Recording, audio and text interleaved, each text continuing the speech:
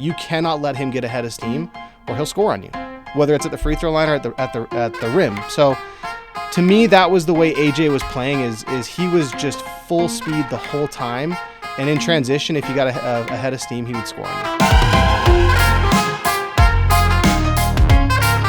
Hello and welcome to the Aptive podcast studio. This is the Loyal Cougars podcast. I'm your host, Jake Edmonds, alongside Tosh McIntosh. Tosh, welcome back. Happy to be here. How was your 4th of July? It was good. My wife goes all out on parties in general, but in the 4th of July has kind of become our jam. So it was huge. It was a little stressful leading up to it. It turned out great. So anyway, it was a fun weekend. There was a lot of wind in the valley, yeah. And I thought we might not be able to launch fireworks, but luckily it passed over. Yeah, we had awnings up that I was a little nervous about, and this big inflatable slide. All of them survived the wind, but there was a moment that I thought this could turn into a disaster. Yeah, and what better way to celebrate the 4th of July than winning a U19 Basketball World Cup, as AJ Debansa did and his team over in Switzerland. And we're going to talk about that because, I think BYU fans, they have a magnifying glass right now on AJ Debansa because, reasonably so. He's the highest rated recruit coming to BYU in BYU basketball history. And so I think BYU fans want to kind of validate their hype of AJ. And I think they got it with how he performed in the World Cup. Yeah, to be the number one player in the nation, and you could debate the world at his age. Like, how incredible is that? How validating is that? And he's going to come and be in the Marriott Center for all of his home games. The guy is a freak and had a great showing on a big stage. Yeah. So for those that don't know, AJ Debansa won the tournament MVP honors. There's a little bit of a controversy. It's kind of funny because it's a controversy among USA fans. But AJ Debansa won MVP. A lot of people thought that Mikal Brown Jr. should have won. Just for comparison, Mikal scored 14.9 points. AJ was 14.3. Like, he scored a little more. He had more assists. AJ had more rebounds. They were very close, in terms of minutes. Mikal had 3 more minutes a game. But AJ, I think AJ's impact was more felt on the defensive end, and we're going to see that a lot at BYU too. I don't think fans realize that, we've seen AJ's offensive highlights. AJ is a defensive menace, and we'll talk a little bit about what I mean. But congratulations to AJ averaged 14.3 points a game, shot 50% from the field, only 11% from 3, which, may be a little concerning. I don't know if it's a big enough sample size. What do you think? Yeah, so that was the biggest negative for the tournament. He went 2 for 18 on threes. That's bad. But at the same time, through high school, he shot it well. Through AAU, he shot it well. All signs from what I've heard in practice is he's shooting it well. So I'm not overreacting to one tournament that they really weren't running much of an offense. Yeah. And so I'm not overreacting to that. The positive of the tournament for him was how often he was going to the free throw line. He's a guy that we haven't had since maybe Jimmer, who will be able to just be living at the free throw line. And that's huge. It gets the other team on their heels. It gets them in foul trouble. It gets you free points. I love that's the positive of how often he was able to go to the free throw line. So in 7 games, he shot 50 free throws and made them 42. So 84% free throw shooter, which, I think it depends on who you're a fan of, but that's a good or a bad thing, right? That can mean some pretty boring basketball if you're seeing your guy go to the free throw line, 60% of the time he drives to the hoop. But that's what he does, right? So for those that didn't watch these games, I watched the Germany finals, the finals against Germany, and I watched the quarterfinals against Canada, because that was a pretty close game. The Canada game was. And when you watched USA, I got to be careful not to say BYU because I'm so in that mood. When you watched USA play, you're right. They didn't really run an offense. And when you watched AJ shoot the 3, they weren't really spot-up threes. They were always, at least the ones that I saw, they were always in transition. He's kind of stepping into it, dribbling into it. And so they're not your, high percentage threes. Now guys like Steph Curry, and there's players that can still make those shots. I don't think AJ's there. And it's funny because when AJ signed, or when he announced that he was coming to BYU, I think Stephen A. Smith asked him who he models his game after. Do you remember who he said? Was it Tracy McGrady? I think it was Kevin Durant. Yes. Yeah. And which was perfect because Kevin was playing for the Suns at the time, and Kevin Young had connections to that team, and so that probably helped in his recruiting actually. But I don't see it. I don't see him looking at all like Kevin Durant, and that's not a bad thing. I think his style is just completely different. Kevin was more finesse, way more finesse than AJ is. AJ is physical. And when you watch him with the ball, his initial intent is to get to the rack. Yeah. I've had multiple people tell me he's shorter than him, but I've had multiple people tell me Kevin Garnett. And what they're talking about is actually his drive. Like the aggressiveness he plays on offense, and the aggressiveness that he'll go for rebounds, the aggressiveness that he takes on defense, on just shutting his guy down. And that's actually what I love that makes it, we're not going to have a Rutgers situation. Like, if you're not aware, Rutgers last year, they had 2 guys that went in the top 5 in the NBA draft, and they didn't even make the tournament. Yeah. The reason that can happen.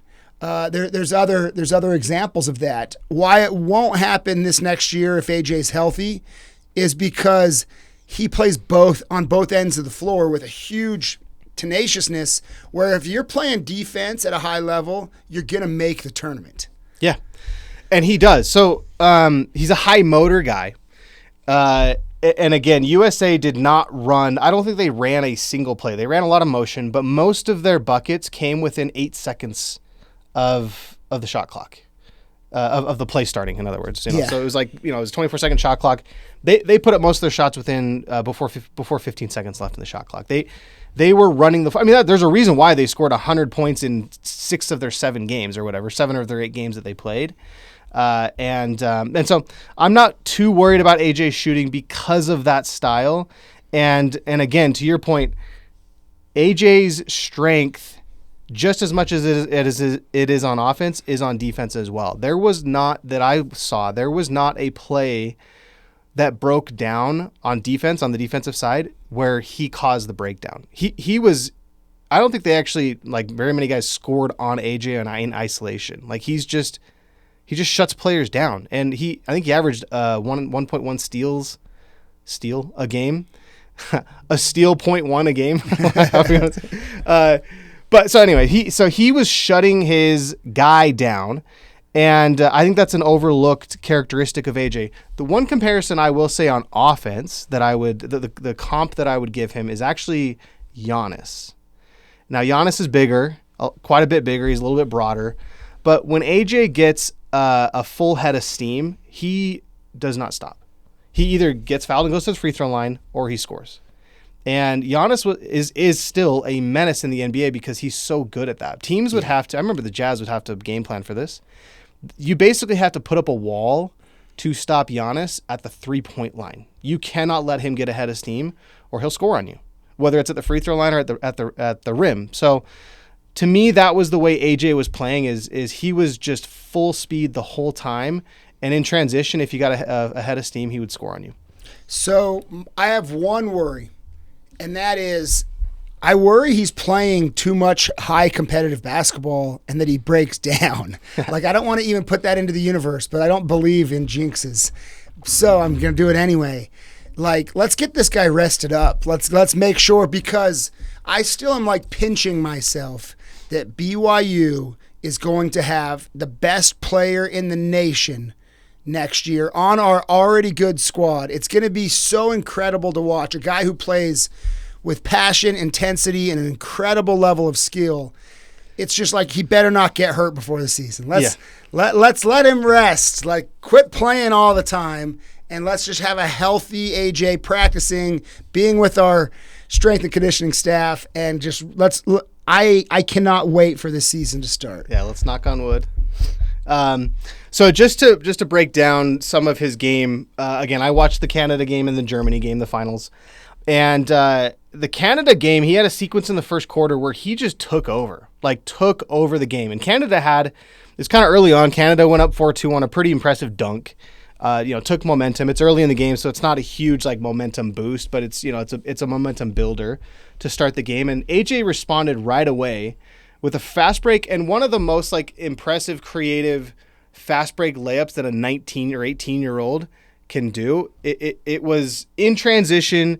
His momentum's taking him all the way to the rim, and he just hesitates on his, how you take your 1-step, 2-step, and you lay it in. He hesitated on his 2-step, which you can do, right? It's not a travel. You can kind of stand on that foot for a little bit, but he hesitates and kind of pump fakes as he puts his foot on the ground, and the defender goes up and he gets, an easy bucket at the rim.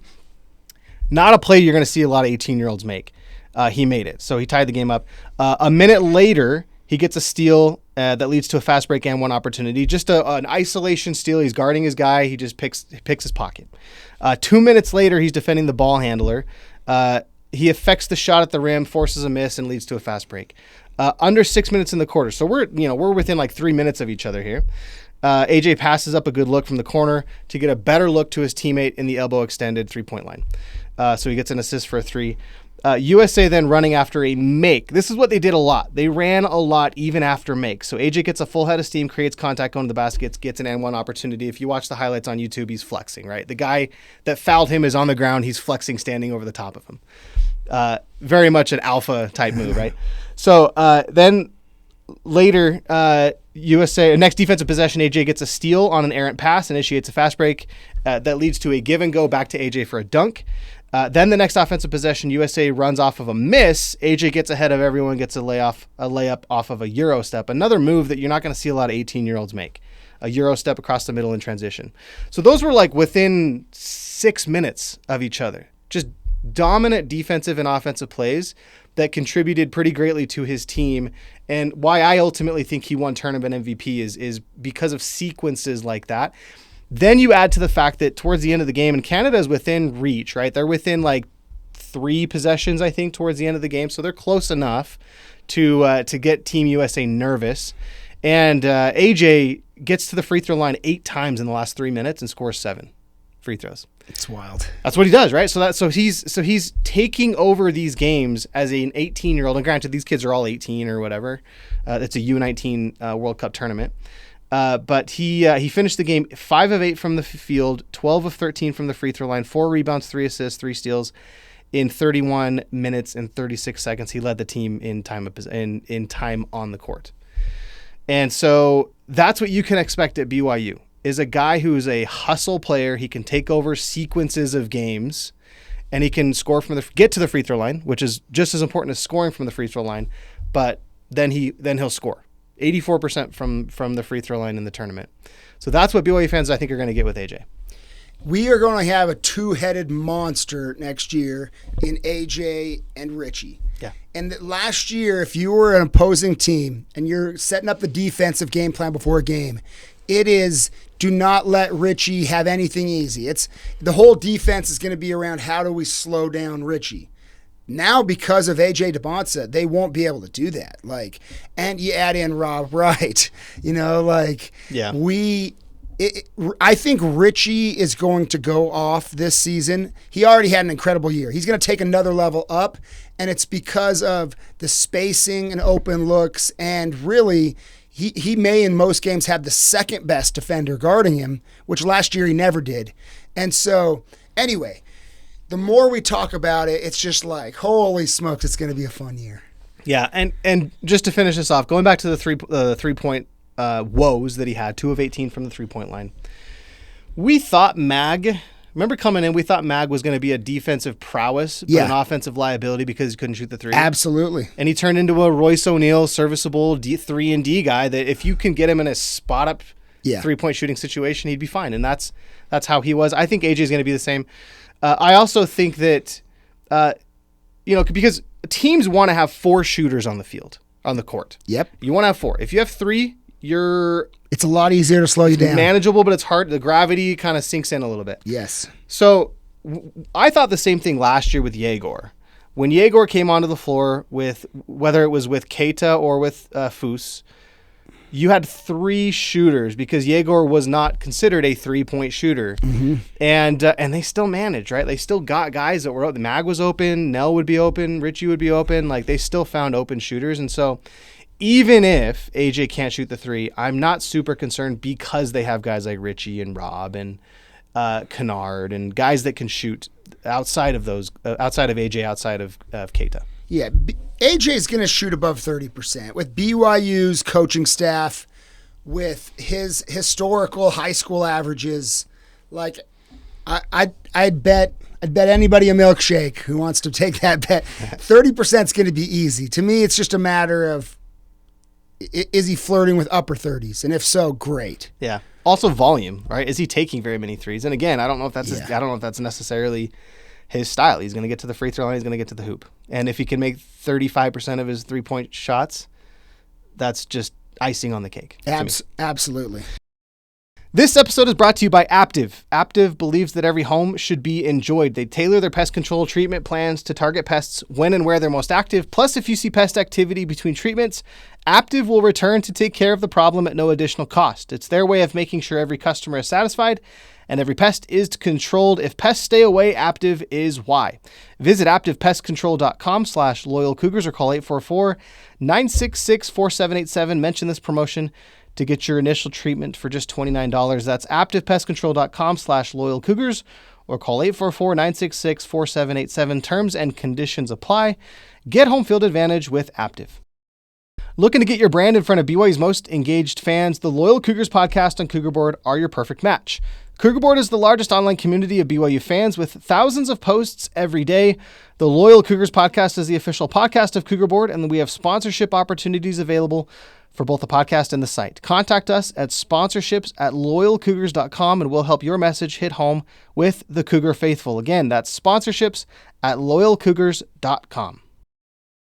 Okay, let's shift gears. We're going to do some more football news because we're like a month away from fall camp, which is wild to me. And it's, obviously we've talked about Jake all summer, and, I thought we would have seen the end already, but he still has, as of Monday morning, has yet to officially announce that he's transferring. And we could probably check the news right now, and he may have announced by now. But kind of a revelation or something happened last week that was announced last week that I think is meaningful in this kind of Jake Retzlaff situation, which is Ross Dellinger reported that there is a new one-time transfer portal window. He posted about this on X.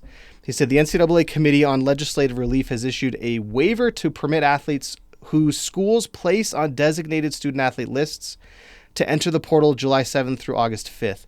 And the reason they're doing this is because of the new legislation coming down, the new House settlement that gives teams roster limits. And so they're basically allowing athletes who are being cut from their team to be placed on this designated list or be assigned a designated student athlete title so that they can enter the transfer portal and get picked up by another team. It's kind of a relief for them.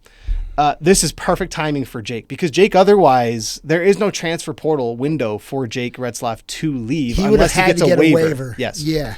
And I think that's what we were all kind of thinking might happen, that he would just appeal to the NCAA. The NCAA would be like, that's fine. And that would be it. But this is more specific, and this allows Jake to do that without a waiver, which is the perfect timing just this year, right? And starting July 7th, which is like a week after everything kind of goes down, and he's at least reportedly saying he's leaving. So that said, Pete Nakos reported as of Sunday morning, this was yesterday, BYU quarterback Jake Retzlaff has yet to officially enter the transfer portal. The continued expectation is he will enter, sources tell on 3 Sports.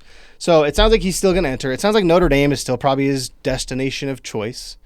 Does Jake transferring, does this whole situation, Tosh, affect future recruiting, especially of non-LDS athletes? Yeah, that is a big question, and here's the answer. One is it doesn't help, so we can just rule that out. There's no way this helps BYU recruiting.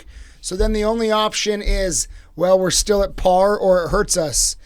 And the reality is, I think it may hurt us slightly. And I'll double click into that. One, with members of the church, it should affect nothing. Everyone who's grown up a BYU fan or even a peripheral BYU fan, a member who's aware of who BYU is, they've always known this, that BYU has an honor code that they will enforce, especially if it gets public. That's something that everyone that's a fan or knows about the school knows. People sign up for that. If you're a non-member, though, it may give slight pause. Most D1 athletes are looking for what's going to give them the best spot to make it to the NFL or the best spot to play at this level. And that is another hoop you got to jump through, or a possible scenario where, like, if Jake was out for 7 games this year, that hurts his odds of putting good film on. I don't think he was going to make the NFL anyway. Yeah. But if you're him, that's your goal. And this does give some pause. I don't want to play that it's catastrophic, because it's not in future recruiting. I think that if we're someone's best offer, we're still their best offer. That the NIL is still going to be over. That they're a coach saying, hey, if you go there, you might get suspended or you're going to have to live this code. All that being said, I freaking love that BYU does still stand for something a little bit better. And occasionally, there are non-members who that's even what them or their parents are looking for. So on a 1 to 10, if BYU's ability to recruit was a 7.5, I think because of this, we're now a 7.2. Like, it affects things, but not in anything anyone needs to lose sleep over. We're going to be fine. We're still going to be able to get the best guys we really are all in for. I think it affects BYU 0. Not at all. I love it. Here's why. The people already know about the honor code. I don't think this changes people's opinion of the honor code. People that weren't coming to BYU because of the honor code are still not coming. People that were coming to BYU despite the honor code are still going to come to BYU. And I'll give you a couple examples, right? We talk about Jamal Williams. We talk about Brandon Davies. We talk about Kyle Van Noy, Spencer Hadley, right? We talk about athletes who have experienced either suspensions or entire season hiatuses or suspensions. Mm-hmm. I don't think those have affected recruiting. In fact, a lot of those guys like Jamal, they're still big BYU guys. I think I read on Cougar Board that Jamal has moved back to Utah County. Yeah. And so, and he wants to be a part of BYU. Like, he wants to be involved with BYU. He's still not hanging up his cleats for the NFL.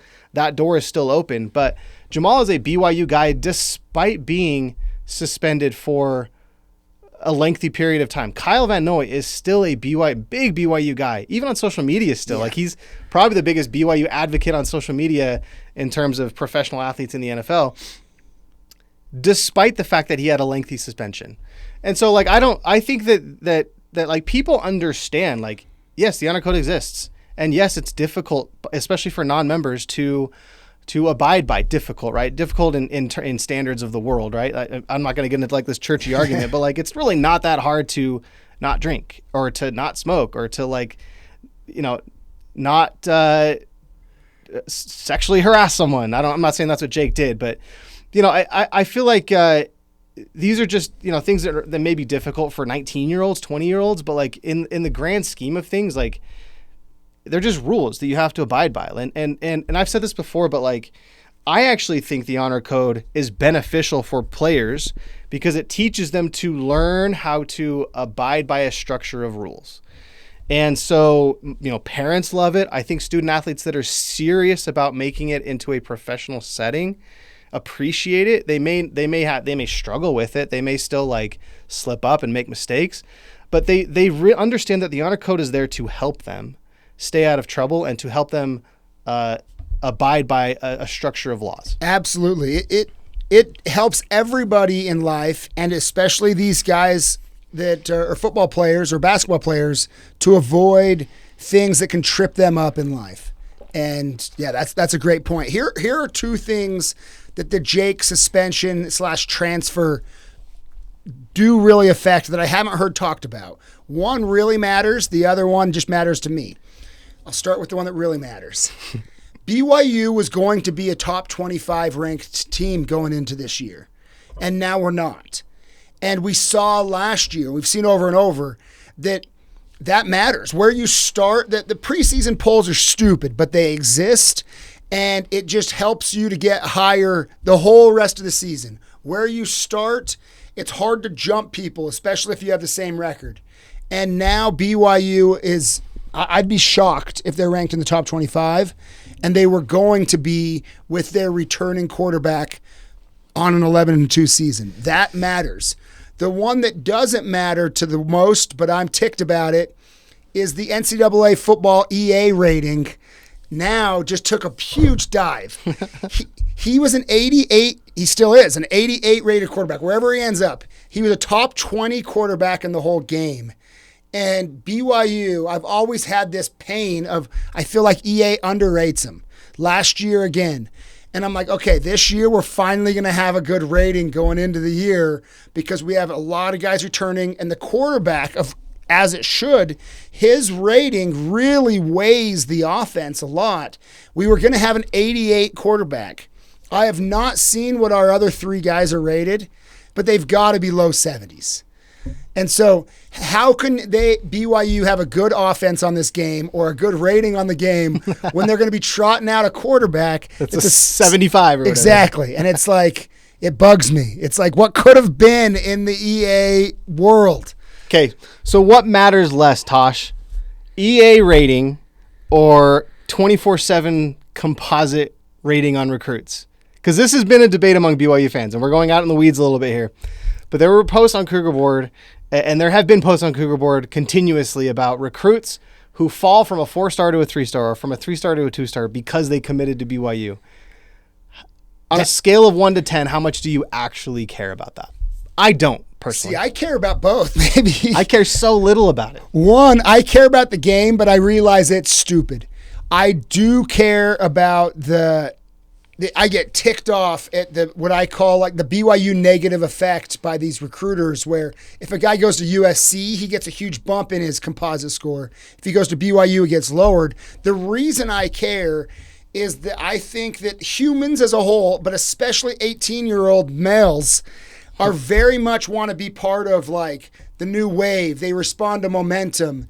They want to, wow, BYU's got 6 4-stars. Like, I want to be part of that. And I do think it affects the herd mentality that can tip someone over the edge or not when these 18-year-olds are deciding where they want to go. Yeah, but I think that's such a low factor when deciding where you want to go to school. I don't think players are looking at 247sports.com and saying, BYU has the 29th recruiting class.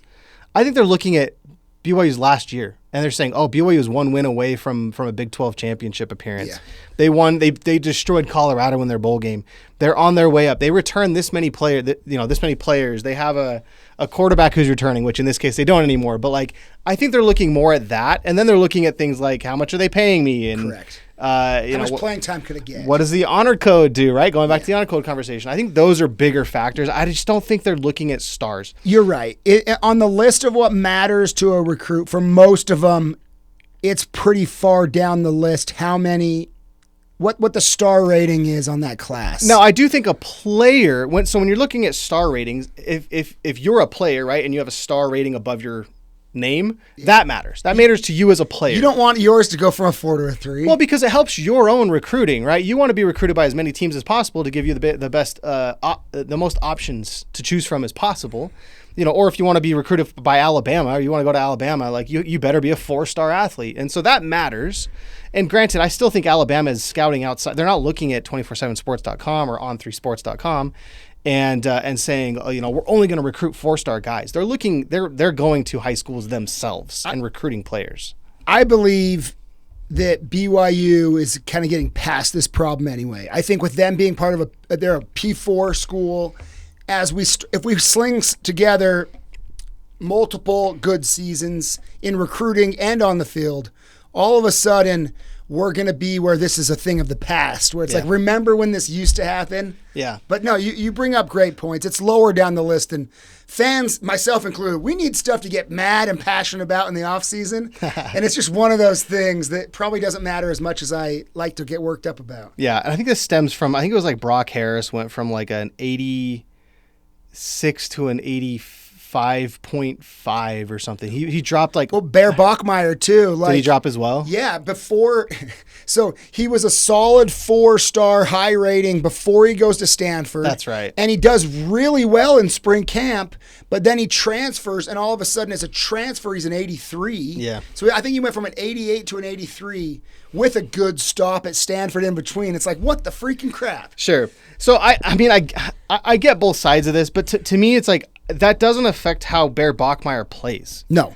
So I don't think, and we got him anyway. Yeah, we got it, and I actually think it helps BYU because if a player then commits, let's say Ryder Lyons drops to a 3-star all of a sudden, we know that Ryder Lyons is a great quarterback. That's not going to change based on his rating. What it does change is if he falls to a 3-star or a 4-star, he might be recruited, because I guarantee you he's still getting calls from Alabama. He's still getting calls from Michigan. Like, I guarantee you they're still trying to get him to flip his commitment.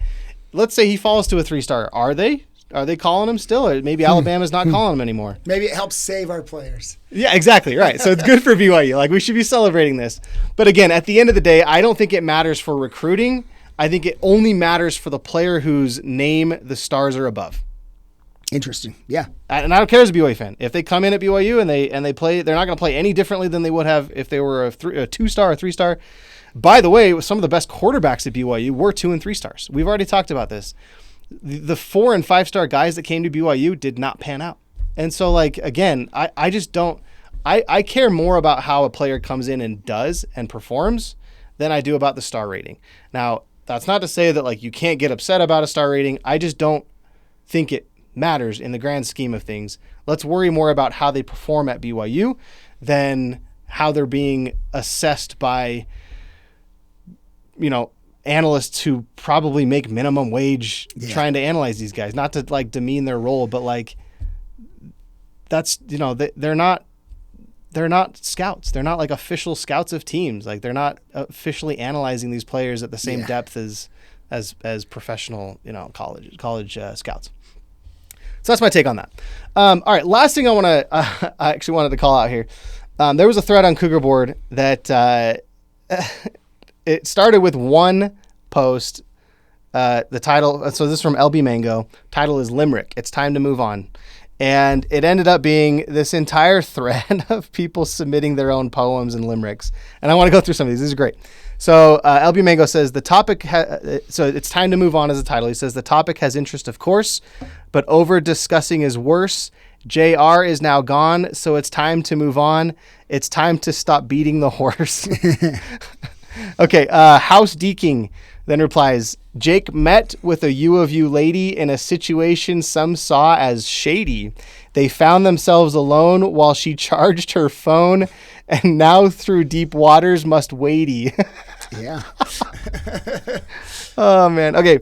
That one was so like bad that it's not AI even. Like, No. he wrote that one. I mean, this is my top. If you don't appreciate this, then you can get off this podcast. This is hilarious. All right, here's one by Fred84044. That's a lot of numbers. He says he ran plays off the field one fall, but not in the film room or hall. The honor code read no touchdowns in bed, and Jake got the flag on the call.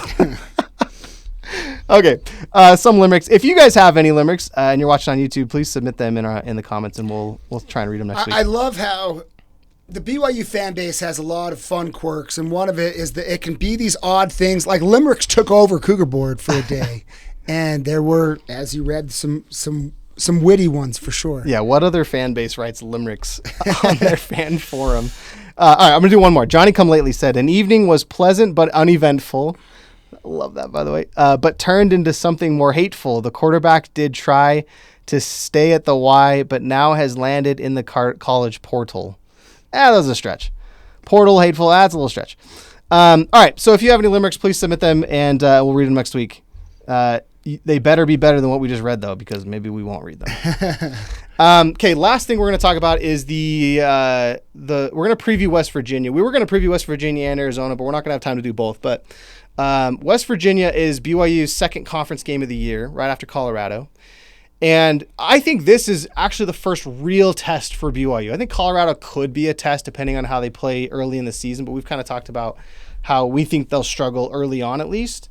And so, then you play West Virginia, and, West Virginia wasn't fantastic last year, but they do bring back a pretty, I don't want to say legendary, but a guy that has coached well, especially at West Virginia and a little bit at Arizona as well, in Rich Rodriguez. And if anyone remembers Rich Rodriguez, this is a guy that loves running the no huddle. He loves running a spread. He's got very high powered offenses. Like, this guy knows how to score with the players that he has. By the way, he's got history with West Virginia. So he played for West Virginia in 81 to 84, grad assistant in 85. He was a linebackers coach in 89, and then he was their head coach from 01 to 07. They lost, if you remember, in 07 to Pitt. I think the last game of the regular season to keep them out of the BCS championship game. He then goes on to Michigan. He struggles a lot at Michigan. Coaches at Arizona. He has a couple good, successful seasons at Arizona, but ultimately kind of tapers out a little bit and leaves to go to Ole Miss as their OC. He was to Louisiana Monroe as their offensive coordinator, and then most recently he had 3 seasons at Jacksonville State. They won 9 games each season. By the way, Jacksonville State was 11th in scoring last year, with 36 points a game. So that's what you're going to get with Rich Rodriguez. Yeah. No, it's like kind of one of these moments. What year is it? Yeah. Like, Rich Rodriguez is back at West coaching. Virginia, and their best players, last name White. Like, it will be interesting to see. I think he can coach, and I think was a smart hire for them. They needed something to kind of give a jolt of energy to that program, and I don't think there's anybody that they could have hired that was realistic for him outside of that was better than Rich Rodriguez. And so his offense, he always will figure out the best way to score points with the players he has. Historically, his defenses have been terrible. Yeah. They went 6-7 last year. I think they're going to be somewhere in that realm again. Maybe he gets them over 500, and I'm going to say he probably does. I think that he'll add enough wrinkles that are hard to game plan for, that I think he picks up another win or two, and that they're going to be slightly above 500. And it makes them more must watch. As a Big 12 fan, I'm excited on this hire because the Big 12 has a lot of fun teams to watch, and now with him, West Virginia becomes one of them. Yeah, and I actually don't look at last year's record. We've done that, when we do these college previews, these game previews of BYU season. I don't think last year's record is very indicative of how they're going to do this year because of the new coach. They've got a new quarterback. He's played with the team, but he's starting for the first time in Nico Marchiol. And then they bring in Jaheim White, who was so that's probably their biggest returning producing player is Jaheim White. He was their leading rusher, 149 carries, 45 yards, 7 touchdowns in 2024. By the way, BYU fans should be very familiar with this guy. He had 146 yards and 16 carries against BYU in 23 when BYU struggled. So this is a guy that has experience playing against BYU. But other than that, they don't really bring a lot of guys back. They do bring in some guys from the portal. I think Rich Rodriguez is bringing in some guys from Jacksonville State. He also brings in a really good pass rusher in Jamori Robinson. 43 tackles, 10.5 sacks, 2 forced fumbles for UTSA last year. So that's a huge transfer for their defense. And again, we're talking about Rich Rodriguez not having a good defense. The other outside of Jamori Robinson, they don't really have guys on defense. And so I think if BYU is going to win this game, it's going to be kind of a blowout or a shootout. But again, it's at Lavelle Edwards Stadium, and it's likely going to be did they announce the time yet? Yeah, it's an 8:30, so it's like night game. That's when BYU thrives. First conference game, home conference game of the year. So it kind of reminds me of when Kansas State came in. Obviously, Kansas State was ranked higher, but the atmosphere of that game being a night conference game. I think Kansas State was one of the first conference games. Yeah, they were at home. Was it the first one last year? I believe. It feels like it. Yes. So you're going to have that feeling. It's going to be warm. It's going to be in the summer. It'll be So the atmosphere is going to be there for Lavelle Edwards Stadium, and I don't know if West Virginia can really handle that, especially traveling as far as they are.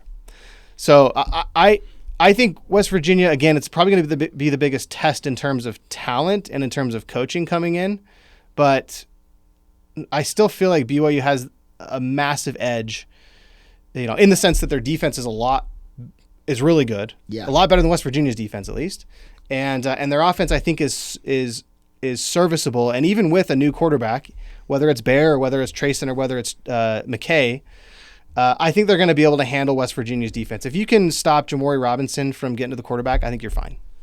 Fully agree. I think Jay Hill's defense, we're at home.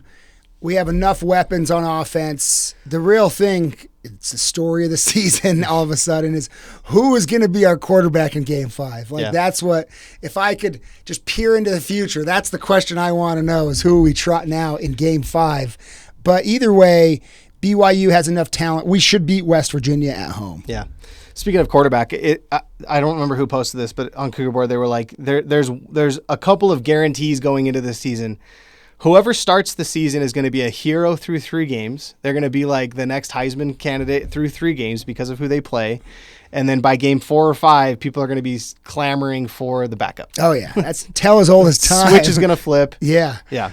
So if it's McKay and he struggles against Colorado or he struggles against West Virginia, everyone's going to be calling for Bear Bachmeier. Yep. So plan on that happening. I still think that Bear should start the first 3 games of the year. To me, that's an extension of fall camp. Then the more reps you can get to your give to your freshman quarterback, if he is the future of your program, the better.